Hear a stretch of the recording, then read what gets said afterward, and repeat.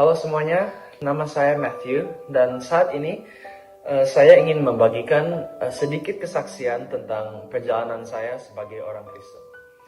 Jadi selama ini itu saya sering banget hidup berdasarkan mood saya. Setiap hari rasanya ada saja yang saya keluhkan, yaitu mau makanan yang tidak begitu enak, cuaca yang tidak begitu bagus, atau bahkan kelas-kelas saya di sekolah.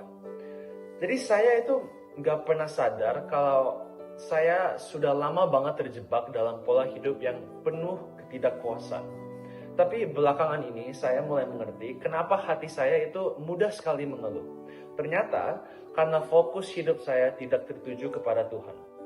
Dalam 1 Tesalonika 5 ayat 18 dikatakan mengucap syukurlah dalam segala hal. Sebab itulah yang dikehendaki Allah di dalam Kristus Yesus bagi kamu. Ayat ini itu sangat mengingatkan kita bahwa Tuhan mau kita bersyukur dalam keadaan apapun di hidup kami.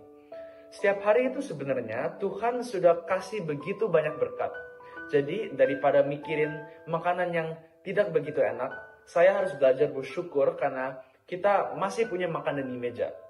Daripada terus mengeluh, kita harus belajar lihat bahwa kita masih punya pakaian, masih punya rumah, tempat tinggal, kesempatan belajar, dan juga orang-orang yang mendukung kita. Jadi ada begitu banyak hal yang kita bisa bersyukur kepada kalau kita mau lihat dan mencari. Mulai sekarang saya harus belajar fokus pada apa yang sudah Tuhan berikan, bukan pada apa yang belum saya punya. Karena kita harus mengerti dan tahu dan tanpa Tuhan itu kita actually tidak punya apa-apa. Terima kasih dan Tuhan berkati.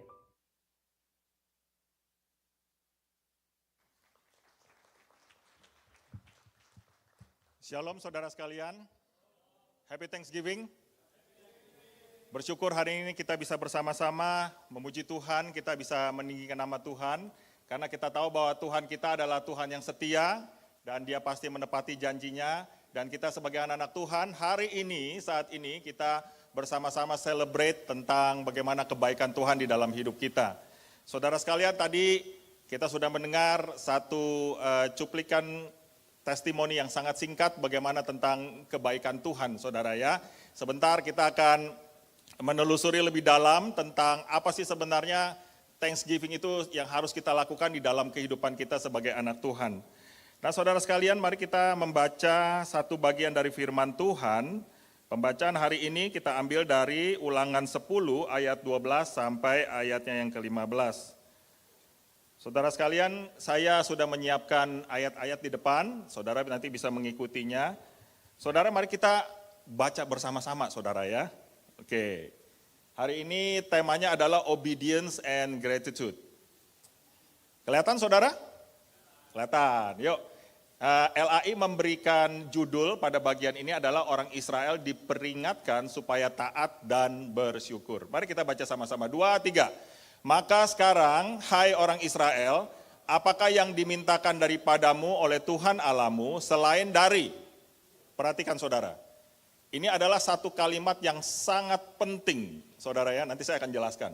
1, takut akan Tuhan Allahmu, sama-sama, hidup menurut segala jalan yang ditunjukkannya, mengasihi Dia, beribadah kepada Tuhan Allahmu dengan segenap hatimu dan segenap jiwamu. Berpegang pada perintah dan ketetapan Tuhan yang kusampaikan kepadamu hari ini supaya baik keadaanmu. Sesungguhnya Tuhan Allahmu lah yang empunya langit, bahkan langit yang mengatasi segala langit, dan bumi dengan segala isinya. Tetapi hanya oleh nenek moyangmu lah hati Tuhan terpikat, sehingga Ia mengasihi mereka. Dan keturunan mereka lah yakni kamu yang dipilihnya dari segala bangsa seperti sekarang ini. Nah saudara sekalian, konteks dari apa yang tadi kita baca itu adalah satu peringatan yang disampaikan oleh Musa kepada bangsa Israel, bagaimana bangsa Israel sudah dipelihara oleh Tuhan sejak mereka keluar dari tanah Mesir. Saudara tahu bahwa bangsa Israel pernah satu masa mereka di Mesir selama 430 tahun, saudara sekalian. Ingat pada waktu zaman Yusuf, bangsa Israel berkunjung ke tanah Mesir mereka untuk mendapatkan makanan karena pada waktu itu mereka kelaparan. Dan sampai pada akhirnya mereka menetap di sana dan ditindas dan dijadikan budak oleh Firaun, oleh bangsa Israel, oleh bangsa Mesir, sehingga mereka harus bekerja dengan susah payah, saudara sekalian. Dan setelah mereka diperbudak, keadaan seperti ini membuat hati mereka itu menjadi gusar, sedih, tertindas, capek. Karena apa, saudara sekalian? Mereka itu mengalami satu keterbatasan. Kita kalau dibatasi nggak mau, saudara sekalian ya. Keterbatasan apa? Keterbatasan dalam beribadah secara tepatnya, saudara. Jadi mereka itu beribadah itu harus sembunyi-sembunyi di rumah.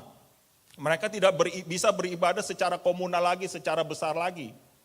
Nah, saudara sekalian, setiap doa yang mereka ajukan kepada Tuhan, mereka bisa dikeluarkan dari bangsa Mesir, akhirnya dijawab oleh Tuhan. Dan bukan hanya doa dari bangsa Israel ini saja, saudara. Saudara ingat di kitab Kejadian bahwa Allah sudah berjanji kepada semua bapak-bapak yang ada di dalam kitab Kejadian, yaitu Ishak, Yakub, dan Abraham. Jadi bahwa ada satu masa bangsa Israel itu akan ditaruh dan ditempatkan di satu tanah perjanjian yang dengan madu dan susunya, saudara sekalian. Nah, akhirnya bangsa Israel, semua doa mereka itu didengarkan oleh Tuhan. Akhirnya Tuhan itu mengutus Musa untuk menyelamatkan bangsa Israel keluar dari tanah Mesir, saudara ya. Nah, saudara sekalian, sebenarnya peristiwa pembebasan bangsa Israel itu relevan dengan masa kita, saudara sekalian. Kenapa? Saudara sekalian, coba saudara bayangkan bahwa sebenarnya di dalam kehidupan kita itu sebenarnya sedang diperbudak. Sadarkah saudara bahwa sebenarnya hidup kita ini, itu kita sudah diperbudak. Tadi Matthew memberikan satu kesaksian, bahwa ada satu ketidakpuasan di dalam hidup kita. Waktu seseorang hidup di dalam ketidakpuasan, maka dia sebenarnya sedang diperbudak oleh ketidakpuasan itu. Sehingga kehidupan mereka itu tidak lagi fokus kepada Tuhan, tetapi dia fokus kepada keinginan dagingnya, saudara. Nah, saudara sekalian, waktu kita diperbudak, di dalam Yohanes 8 ayat 34 mengatakan bahwa ketika kita melakukan dosa, maka kita ini adalah hamba dosa. Waktu kitab Yohanes mengatakan tentang hamba dosa, Yohanes ingin memberikan satu kiasan yang sangat penting nih buat kita sebagai anak-anak Tuhan.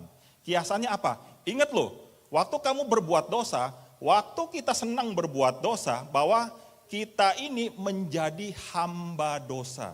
Kalau ada hamba, berarti ada Tuhan, saudara sekalian. Jadi kenapa waktu kita terus berbuat dosa, seakan-akan kita itu tidak berdaya, saudara sekalian.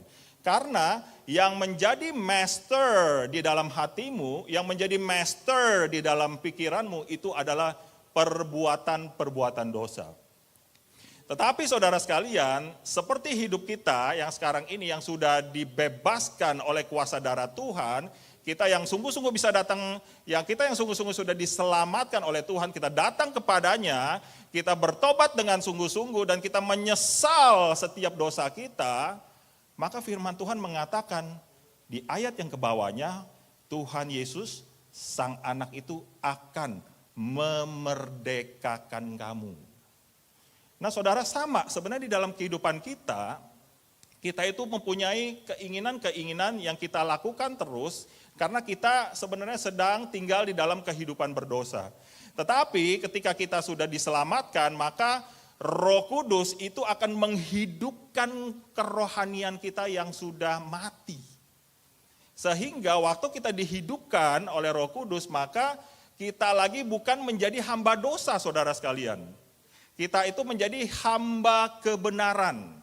Di Di dalam Roma 8 ayat 16 katakan, saudara, kita lagi bukan menjadi hamba dosa, tetapi kita menjadi hamba kebenaran. Sehingga di dalam kehidupan kita, jika kita sungguh-sungguh datang kepada Tuhan dan kita percaya kepadanya, maka di dalam kehidupan kita itu harusnya keluar sumber kebenaran yang berasal dari Yesus Kristus. Saudara sekalian, di dalam kehidupan kita, kalau misalnya kita sungguh-sungguh percaya kepada Tuhan, maka dari dalam hati kita itu akan mengalir aliran-aliran air hidup sehingga kita boleh menjadi berkat bagi semua orang. Karena saudara sekalian, coba saudara pikirkan sebentar, apa yang selama ini menjadi dosa, apa yang selama ini saudara itu tidak bisa keluar dari perbudakan di dalam hatimu. Ada orang yang merasa bahwa, oke, saya akan belajar terus. Belajar baik nggak saudara? Baik, tetapi kalau belajar, kita sampai melupakan Tuhan, melupakan orang tua, melupakan makan, itu menjadi berdosa saudara, itu menjadi budakmu. Kalau misalnya kamu bekerja keras, ya, kamu melakukan semuanya, tetapi kamu melupakan Tuhan, itu namanya kamu diperbudak oleh pekerjaanmu. Dan kalau misalnya kamu punya anak, kamu cinta mati-matian sama anak, tetapi kamu tidak menempatkan, prioritaskan Tuhan di dalam hidupmu, kamu sudah diperbudak oleh anakmu. Dan kalau kamu cinta sama uang, punya uang boleh nggak saudara? Boleh banget. Tetapi kalau misalnya uang itu sudah menjadikan prioritas di dalam hidupmu dan menjadi tuan di dalam hidupmu, maka engkau sedang diperbudak oleh uangmu. Nah saudara sekalian ingat, bahwa kita ada kuasa Roh Kudus, maka kehidupan kita sebenarnya kita bisa lepaskan perbudakan ini karena darah Yesus sudah menghapus dan mengalahkan dosa itu. Sehingga kita ketika kita datang kepada Tuhan, maka kita bisa hidup di dalam kemenangan bersama dengan Tuhan. Nah saudara sekalian, mari kita lihat satu testimoni lagi yang akan ditampilkan.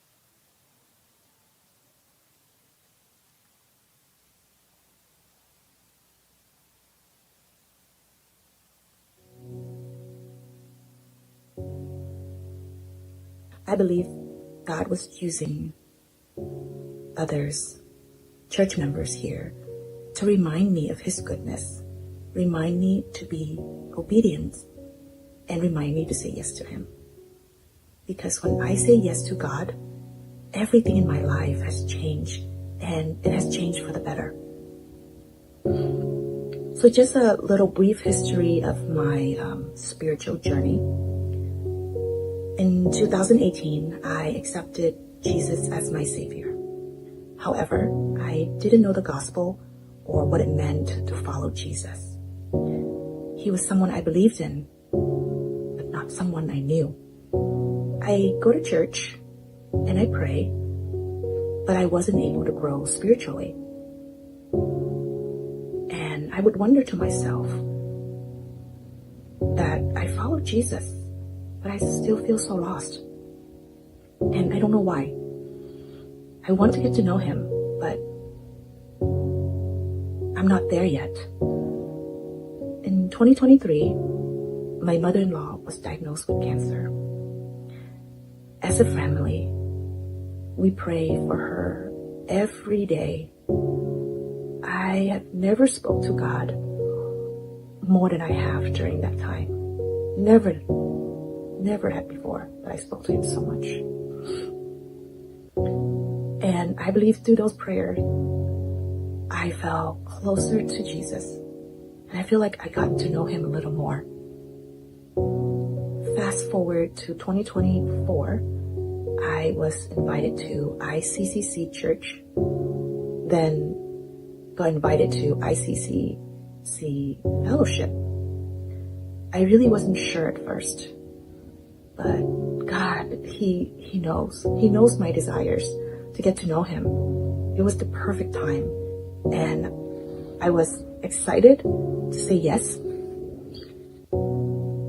After that, I said yes to Discovering Church Family 101 class. And each time that I said yes, my gratitude gets deeper. And as I continue to grow, I can feel that God is transforming me. He's renewing me, and He's giving me a purpose. God has brought me to the ICCC church family, and I am incredibly grateful. Especially during the time of my mother-in-law passing, I really felt the compassion and the godly love that the ICCC family shown to our family. So thank you so much for that. I realize now that God wasn't asking me to accomplish the impossible. He was simply asking me to obey.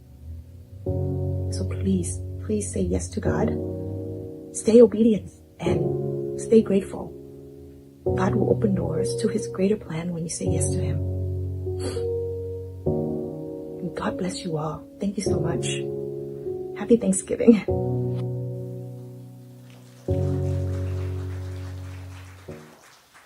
Saudara sekalian, banyak di antara jemaat itu yang mengalami transformasi dari Tuhan, saudara. Mereka tidak berbicara di depan publik seperti ini, saudara, tetapi di dalam hati mereka melakukannya karena mereka setia dan cinta Tuhan. Ketika mereka cinta Tuhan dan setia kepada Tuhan, mereka tuh tidak akan pergi ke gereja lain atau kemana-mana. Mereka akan setia di sini, saudara. Mereka akan melayani di sini dan mereka akan beribadah di sini. Nah, saudara sekalian, ketika bangsa Israel diperintahkan oleh Musa bahwa ketika mereka keluar dari bangsa Mesir, mereka Musa itu memerintahkan satu perintah yang sangat penting untuk bangsa Israel lakukan di dalam kehidupan mereka. Yaitu ini, saudara, taat dan bersyukur. Kenapa, saudara sekalian, Musa itu memerintahkan bangsa Israel untuk taat dan bersyukur, saudara? Karena bangsa Israel itu pernah berjanji kepada Tuhan, tetapi akhirnya melanggar perjanjiannya dan terus melakukan perbuatan-perbuatan yang tidak Tuhan perkenankan. Untuk itu, dengan kita menjalani kehidupan taat dan bersyukur, itu akan menuntun hati kita supaya hati kita itu bisa benar di hadapan Tuhan. Nah, saudara sekalian, ketika kita menjalani ketaatan, ketika kita menjadi anak Tuhan, kita sudah diselamatkan, saudara, kita sudah mengalami transformasi dari Tuhan, maka Tuhan itu meminta kita untuk melakukan 5 ketaatan ini, saudara. Ya, yang pertama, takut akan Tuhan. Apa itu maksudnya takut akan Tuhan, saudara? Saudara, kalau kita ketemu anjing galak, kita lari nggak, saudara? Lari ya, saudara ya. Tetapi waktu kita takut sama Tuhan bukan artinya kita takut seperti kita ketemu anjing galak, saudara. Tetapi waktu kita takut sama Tuhan, kita itu seperti berjumpa dengan Presiden Donald Trump.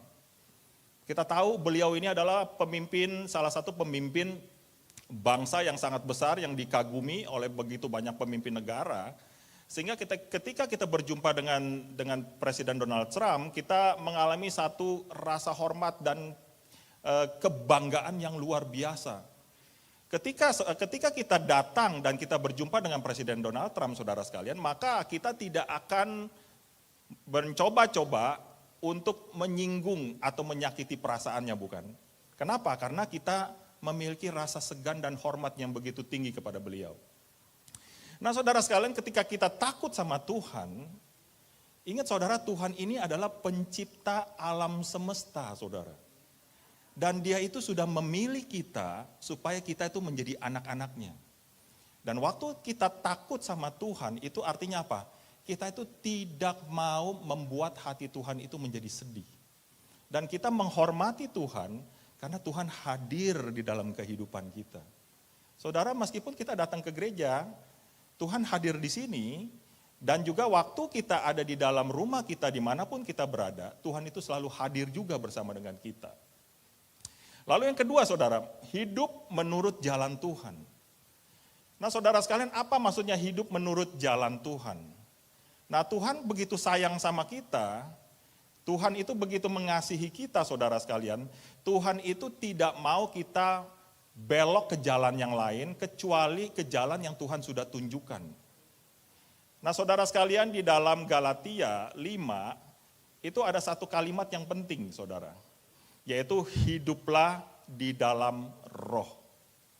Walk by the Spirit. Kenapa kita dianjurkan untuk walk by the Spirit? Karena saudara sekalian, di dalam kehidupan kita, segala keinginan daging, perbuatan dosa itu terus akan menghantui kita dan akan menerkam kita supaya kita menjauh dari Tuhan. Tetapi di dalam kitab Galatia mengatakan, jika kita hidup di dalam Roh Kudus, saudara sekalian, kita hidup di dalam firman-Nya, maka ada satu buah itu yang muncul di dalam kehidupan kita. Ada 9, satu buah, tapi ada 9 rasa, saudara. The fruit of the Spirit, yaitu buah roh. Apa aja, saudara? Kasih, sukacita, damai sejahtera, kesabaran, kelemah lembutan, kebaikan, kesetiaan, kemurahan, saudara tadi kemurahan atau ini, dan penguasaan diri. Ingat saudara, ketika kita menjalani kehidupan kita dan kita hidup di dalam kuasa Roh Kudus, saudara, maka kita itu akan ada di track yang benar, saudara sekalian. Dan ketika kita hidup di dalam kuasa Roh Kudus dan taat dan setia melakukan setiap perintahnya, maka kita akan pelan-pelan mengalahkan segala dosa dan keinginan kita yang tidak baik. Nah saudara sekalian, bagaimana kita tahu bahwa kita itu sebenarnya sudah berjalan di jalan-jalan Tuhan? Yaitu kita harus baca firman, saudara. Kalau misalnya kita tidak baca firman, maka kita tidak akan paham apa maksud Tuhan di dalam kehidupan kita. Setiap hari waktu kita membaca firman, maka kehidupan kamu, kehidupan saya juga akan ditransformasikan dengan luar biasa. Sehingga kita akan mengerti apa maksud Tuhan di dalam kehidupan kita. Nah saudara, yang ketiga, yaitu kita dilatih untuk mengasihi Dia.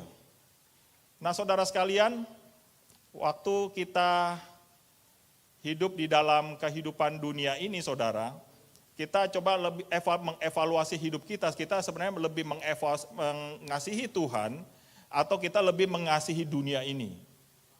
Saudara sekalian, ketika Tuhan memberikan cinta kasih-Nya kepada kita, waktu Dia mengorbankan hidupnya di kayu salib, itu tidak ada cinta yang luar biasa yang sepenuhnya yang Tuhan sudah berikan kepada kita. Jadi saudara sekalian, kalau Tuhan sudah memberikan hidupnya kepada kita, maka kita sebagai anak Tuhan yang sudah ditebus, diselamatkan, kita harus memberikan kasih kita yang whole heart kepada Tuhan. Saudara, kalau misalnya saudara yang suami istri, saudara, kalau misalnya saudara, salah satu pasangan saudara, itu mulai ada satu gelagat yang tidak enak, biasanya pasangan kita tahu kan, biasanya pasangan kita tuh tahu benar, wah ini kalau ada gelagat begini nih kayaknya ada something wrong nih yang harus diperbaiki. Kenapa saudara sekalian? Karena kehidupan suami istri, itu mereka sudah mengalami kasih yang mereka sudah bangun setiap hari dan setiap saat. Jadi waktu mereka melihat ada sesuatu yang aneh atau sesuatu yang tidak biasa, seakan-akan wah ini harus segera dibenarkan nih. Begitu juga kita saudara sekalian, waktu kita sungguh-sungguh membuat hidup kita datang kepada Tuhan, kita harus mengasihi Dia itu dengan whole heart saudara. Karena kita mengasihi Dia, kita mencintai Dia, dan ini adalah satu bentuk ketaatan yang harus kita lakukan bersama-sama.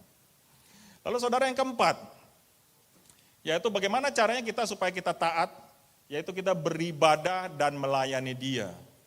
Nah saudara sekalian, ini menarik sekali nih saudara ya. Di poin yang keempat ini, kenapa? Karena di dalam bahasa Indonesia itu menggunakan kata ibadah. Tetapi kalau misalnya saudara cek dalam bahasa Inggris itu menggunakan kata serve.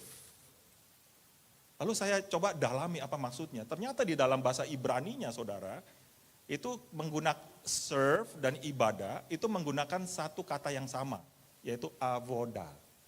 Makanya muncul kata ibadah, avoda, saudara ya. Nah jadi apa saudara? Ketika kita beribadah kepada Tuhan, itu artinya kita melayani Tuhan. Ketika kita melayani Tuhan, kita juga beribadah kepada Tuhan. Nah saudara sekalian, waktu kita datang beribadah kepada Tuhan, saudara itu bukan artinya saudara itu duduk diam manis dan saudara menjadi penonton saudara. Yang menyaksikan kita, yang menikmati praise and worship kita, itu adalah Tuhan yang melihat kehidupan kita. Jadi waktu kita beribadah, kita duduk diam di sini saudara, please jangan telat. Nikmatilah ibadah itu dengan sungguh-sungguh, saudara. Kenapa?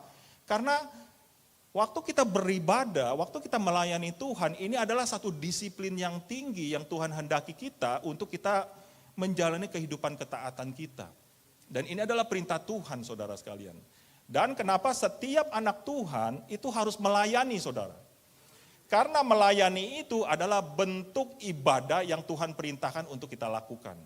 Saudara nggak harus melayani di depan mimbar ini, saudara bisa melayani dalam segala banyak hal. Kita butuh transportasi, kita butuh guru sekolah minggu, kita butuh orang yang di food ministry, kita butuh orang yang bisa berdoa, kita butuh leader-leader yang bisa memimpin kelompok-kelompok kecil, saudara sekalian. Saudara bisa melayani dalam segala bidang. Lalu yang kelima, saudara sekalian, yaitu berpegang pada perintah Tuhan. Keep the command and the status of God. Saudara sekalian, waktu kita, bagi suami istri yang sudah menikah, saudara, kita itu kan diberkati di dalam gereja, lalu kita berusaha memelihara covenant, perjanjian antara suami istri yang kita sudah sepakati bersama-sama di bawah berkat Tuhan. Nah, waktu kita bersama-sama memegang janji itu, saudara sekalian, maka kita akan dengan berusaha, dengan sekuat tenaga, dengan pertolongan Tuhan, kita menjaga pernikahan kita. Sama, saudara sekalian, waktu engkau sedang punya pacar, kamu menjaga jarak saudara untuk hidup kudus di hadapan Tuhan, itu adalah bagian yang saudara harus pelihara. Ketika saudara punya teman, saudara memegang erat supaya pertemanan kalian itu bisa dengan lebih baik. Nah, sama saudara, ketika Tuhan memerintahkan bangsa Israel untuk berpegang pada perintah Tuhan, artinya apa? Artinya itu Tuhan itu sudah melakukan ikatan covenant bersama dengan engkau. Tuhan itu yang ilahi, yang sungguh besar di atas sana, di atas surga, ketika dia sudah memberikan keselamatan dan penebusan itu kepada kita, dan kita sudah menjadi anak-anaknya, artinya apa? Kita itu sudah mengikatkan hidup kita itu kepada sesuatu yang divine, kepada sesuatu yang ilahi. Jadi saudara, kita itu harus berpegang erat kepada janji Tuhan, saudara. Nah, oleh sebab itu ketika kita melakukan ini semua, saudara sekalian, maka di dalam kehidupan kita akan menjadi anak-anak Tuhan yang taat. Nah, saudara sekalian, firman Tuhan mengatakan kita tidak lagi menjadi hamba dosa, tetapi kita sudah menjadi hamba kebenaran. Efesus 6 mengatakan bahwa kita ini sudah menjadi hamba Kristus, saudara. Jadi, waktu kita sungguh-sungguh menjalankan kelima ketaatan ini, saudara, maka engkau itu menjadi hamba yang baik. Saudara sekalian, ada sesuatu hal yang menarik ketika saya merenungkan ini, saudara. Saudara, belakangan ini kita mendengar banyak tentang akhir zaman, saudara ya. Semua hamba Tuhan ngomong soal akhir zaman, ya, tentang kedatangan Yesus yang kedua kali, ya, akan semakin dekat dan lain sebagainya. Nah, saudara sekalian, kalau misalnya saudara benar-benar perhatikan di Matius 25, Matius 24, Matius 25, itu merupakan khotbah Yesus tentang akhir zaman, saudara. Saudara tahu apa peringatan Yesus yang terakhir? Di Matius 25, Tuhan Yesus katakan adalah seperti ini, saudara. Saya bacakan untuk Anda, Matius 25 ayat 23, maka kata tuannya itu kepadanya, baik sekali perbuatanmu itu, hambaku yang baik dan setia. Engkau telah setia memikul tanggung jawab, dalam perkara yang kecil, aku akan memberikan kepadamu tanggung jawab dalam perkara yang besar. Masuklah dan turutlah dalam kebahagiaan Tuhanmu. Nah, saudara sekalian, sudah jelas bahwa nanti waktu kita semua mengalami penghakiman Tuhan, saudara sekalian, Tuhan itu akan memberikan statusmu itu adalah hamba. Saudara itu hamba, saya itu adalah hamba. Saudara itu adalah hamba Kristus, saudara itu adalah hamba kebenaran. Tuhan itu tidak akan bilang, oh kamu adalah pastor yang hebat, silakan masuk ke dalam kebahagiaan kebahagiaan bagianku. Oh engkau adalah pemain musik yang hebat, silakan engkau akan. Bukan, saudara. Tuhan mengatakan bahwa kamu adalah hambaku yang setia. Saudara mau menjadi hamba Tuhan yang setia? Amin, saudara sekalian ya. Nah, saudara sekalian, itu yang pertama ketaatan. Yang kedua, saudara, firman Tuhan mengatakan Allah memerintahkan Musa untuk memberikan perintah ketaatan dan juga pengucapan syukur, saudara sekalian. Gratitude, bersyukur. Nah saudara sekalian, kalau misalnya saudara baca tadi di ayat yang ke-14, yang kita baca sama-sama, sesungguhnya Tuhan Allahmu yang empunya langit, bahkan langit mengatasi segala langit dan bumi dengan segala isinya, tetapi hanya oleh nenek moyang mula hati Tuhan terpikat. Tuhan itu terpikat hanya kepada bangsa Israel, saudara. Tuhan itu terpikat kepada kamu yang sekarang duduk di tempat ini. Tuhan itu sudah memilih kamu supaya kamu menjadi anak-anaknya yang setia. Nah saudara sekalian, waktu kita bersyukur saudara, kita terus melakukan ini di dalam kehidupan kita itu sedang mengingat kasih dan pemeliharaan Tuhan di dalam hidup kita. Sehingga ketika kita terus mengucap syukur, sebenarnya mengucap syukur bukan hanya pada Thanksgiving saja saudara sekalian, tetapi mengucap syukur itu adalah yang kita lakukan di dalam kehidupan kita sehari-hari. Kita mengucapkan terima kasih, lalu apa yang ketika kita mengucapkan terima kasih kepada orang yang sudah membantu kita, biasanya kita memberikan satu ucapan yang baik dan juga satu perkataan-perkataan yang menguatkan dia, yang membuat mereka itu senang. Nah sama, waktu kita mengucap syukur artinya adalah kita itu mengingat kasih Tuhan, dan Tuhan itu baik di dalam kehidupan kita. Nah yang kedua saudara sekalian, ini yang saya ingin kita belajar sama-sama, saya juga belajar saudara. Waktu kita mengucap syukur, itu kita memberi yang terbaik buat Tuhan. Coba saudara pikir ya, Thanksgiving. Thanksgiving. Saudara udah mengalami kebaikan Tuhan, syukur Tuhan, lalu saudara memberi. Nah kalau misalnya papa-papa udah tahu lah ya, kalau misalnya papa itu senang sama seorang anak, maka papanya itu dengan senang hati pasti akan memberi sesuatu kepada anak, kayak kasih $5, kasih $10, kasih mainan, beliin apa segala macam gitu saudara ya. Sama misalnya, kalau misalnya saudara punya teman kelompok, teman-teman college student, kalau misalnya kalian sudah happy ya, atau merayakan ulang tahun, saudara biasa traktir teman-teman dekat bukan? Saudara bisa kemana, pergi ke tempat hotpot lah dan segala macam gitu ya. Meskipun saya nggak diundang ya nggak apa-apa lah ya. Ya, saudara bisa senang-senang happy di sana saudara ya. Nah sama, waktu kita datang ke rumah Tuhan saudara, kita sebenarnya diberi kesempatan untuk memberi yang terbaik buat Tuhan. Nah saudara sekalian, waktu bangsa Israel keluar dari tanah Mesir, setelah dia sudah melewati Laut Merah yang dibelah oleh Musa, saudara sekalian, dan mereka mulai masuk ke pelataran padang gurun yang begitu luas dan begitu panas, berdebuan saudara. Lalu perintah Tuhan itu salah satunya apa saudara? Yaitu kamu harus memberikan persembahan saudara. Saudara bisa cek ayatnya di Keluaran 25 dan juga ayatnya di Keluaran 35. Lalu persembahan ini untuk apa? Saudara sekalian, persembahan ini adalah bertujuan untuk melakukan pekerjaan Tuhan. Jadi ketika bangsa Israel itu memberikan persembahan, mereka melakukan persembahan ini adalah untuk tujuan Allah. Nah waktu bangsa Israel memberikan persembahan, ada 3 hal yang perlu kita ingat. Yang pertama, bangsa Israel memberikan persembahan karena mereka melakukan untuk pembangunan rumah Allah. Pada waktu itu adalah kemah suci. Lalu yang kedua, untuk kebutuhan operasional saudara sekalian. Bangsa Israel bukan hanya memberikan 1 kali, bukan hanya memberikan 2 kali saudara sekalian, tetapi setiap hari, setiap minggu, dan setiap bulan saudara sekalian. Lalu yang ketiga, ketika bangsa Israel memberikan korban bakaran, ketika bangsa Israel memberikan persembahan saudara sekalian, tujuannya adalah 1, yaitu untuk menyenangkan Tuhan dan menyembah Tuhan yang setia. Nah saudara sekalian, pada saat ini adalah kesempatan bagi kita untuk memberikan persembahan kepada Tuhan saudara ya. Di depan saudara itu ada amplop yang sudah tersedia di meja-meja saudara sekalian. Nanti sebentar kita akan memberikan persembahan kepada Tuhan. Tetapi saudara ingat ya, memberikan persembahan itu adalah dengan tujuan Allah.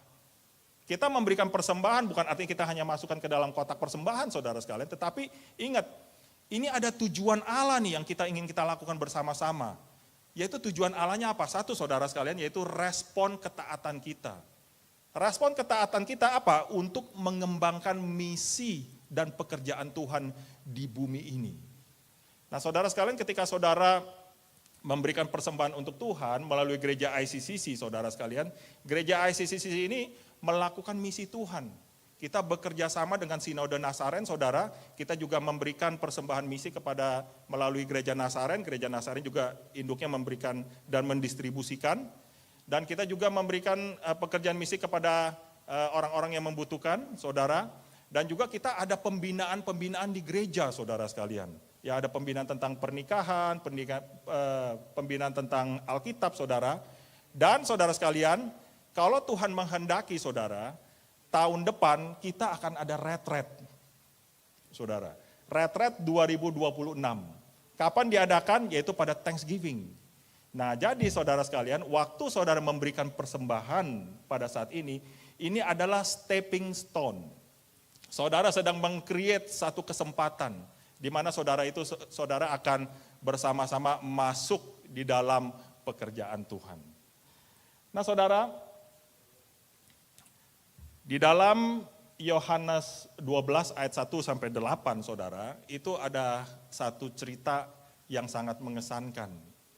Pada waktu itu di rumah Maria dan Marta, Maria itu melakukan sesuatu yang extraordinary, saudara. Apa yang extraordinary-nya adalah pada saat mereka makan bersama, Maria membawa minyak parfum yang paling mahal pada waktu itu, yaitu minyak narwastu. Minyak itu harganya 300 dinar, saudara. 300 dinar itu adalah, 1 dinar itu adalah upah 1 hari kerja. Jadi 300 dinar itu 300 hari kerja. Mahal nggak? Mahal, saudara sekalian. Tetapi ketika Maria mengurapi Yesus, dia ingin memberikan satu persembahan yang terbaik untuk Tuhan. Kenapa, saudara? Karena Maria tahu, waktu dia memberikan persembahan kepada Tuhan, di Yohanes 12 ayat yang ke-7 dan ke-8 mengatakan bahwa Maria itu mengingat bahwa sebentar lagi adalah penguburanku. Dan Maria tahu bahwa sebentar lagi Tuhan Yesus itu tidak akan bersama-sama dengan mereka. Nah saudara sekalian, waktu kita memberikan persembahan kepada Tuhan, kita ini melakukan semuanya ini karena kita cinta Tuhan. Kita melakukan ini karena ada tujuan Allah, saudara. Nah saudara, di depan saudara itu ada amplop-amplop yang tersedia, saudara. Seperti ini amplopnya, ya. Sebentar lagi kita akan bersama-sama memberikan persembahan kepada Tuhan. Jika saudara mau dan bersedia, saudara bisa ambil amplop yang di sana. Dan sebentar kita akan bersama-sama untuk memberikan persembahan kepada Tuhan, saudara ya. Jika saudara ingin melakukannya pakai Zelle, ya bisa ditampilkan Pak Junius Zelle kita. Nah jadi saudara yang ingin melakukan persembahan dengan cara Zelle, silakan, saudara tidak perlu maju, saudara bisa di tempat, saudara bisa berikan. Tetapi ingat saudara, momen ini adalah momen yang indah, ya, di mana kita sebagai anak-anak Tuhan, kita mau taat kepada Tuhan dan kita mengasihi Tuhan dan kita ingin memberikan yang terbaik untuk Tuhan, ya. Nanti sebentar di sebelah kiri dan kanan saya ada 2 kotak, saudara. Jika saudara yang rela dan bersedia, saudara bisa memberikan persembahan saudara di kotak kiri yang grup sebelah kiri saya, dan di sebelah kanan di sebelah grup yang sebelah kanan saya. Sementara itu Pak Yudi akan memimpin satu buah pujian.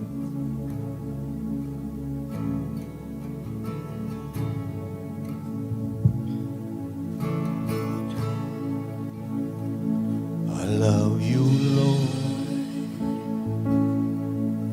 Oh, your mercy never fails me. All my days I've been held in your hands.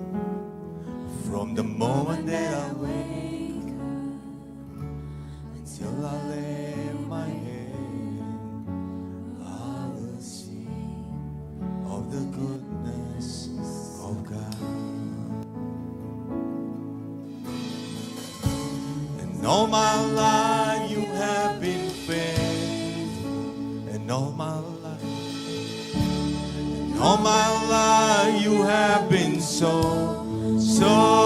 good. And every breath that I am.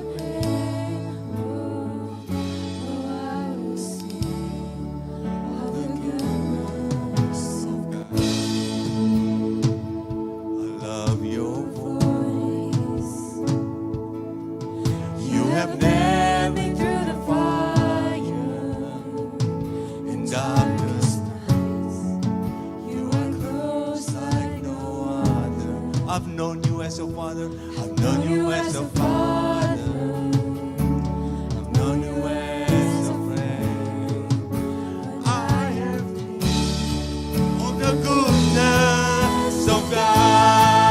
All my life, all my life you have been faithful. And all of my life, all my life you have been so good. And every breath that I have made, I have seen your goodness, oh your goodness. Your goodness is running after, it's running after me. Oh your goodness is running after, it's running after me. When my life laid down, I surrender now. I give you everything. Your goodness is running after, it's running after me. Your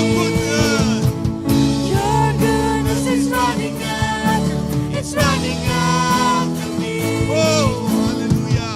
Your goodness is running after, it's running after me. When my life lays down, I surrender now. I give you everything. Your goodness is running after, it's running after me. Come on, church, sing it. And all my life you have been faithful. And all my life you have been so good. With every breath that I am able, I will sing of the goodness of God.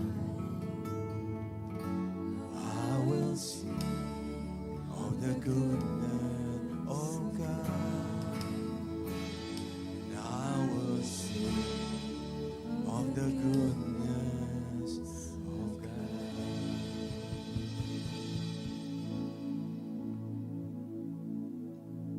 Mari kita bangkit berdiri saudara sekalian. Kita menyerahkan persembahan kita dan khotbah kita ke dalam tangan Tuhan.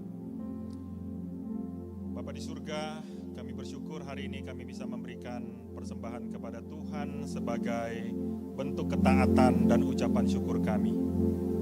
Tuhan, terima kasih karena Tuhan sudah memelihara hidup kami hingga pada saat ini. Terima kasih Tuhan untuk setiap orang-orang yang sudah memberikan persembahan, baik mereka maju ke depan ataupun secara online, ataupun Tuhan berdoa bagi mereka yang mungkin belum sampai saat ini mereka belum sempat untuk memberi. Tuhan kiranya memberkati kehidupan mereka. Tuhan berkati sekolah mereka, Tuhan berkati pekerjaan, keluarga. Tuhan juga berkati apa yang mereka sedang rencanakan dan cita-cita bisnis mereka. Kami serahkan semua ke dalam tangan Tuhan. Kami percaya bahwa Tuhan begitu setia dan janji memberkati setiap anak-anak-Mu ya Tuhan. Tuhan tolong kami agar kami terus taat dan setia bukan hari ini saja Tuhan. Tapi biarlah kami boleh terus taat dan setia sampai selama-lamanya nanti, sehingga Tuhan nanti menjemput kami pada saat Engkau datang yang kedua kali. Terima kasih Tuhan atas segala kebaikan-Mu. Di dalam nama Tuhan Yesus kami berdoa. Amin. Silakan duduk saudara.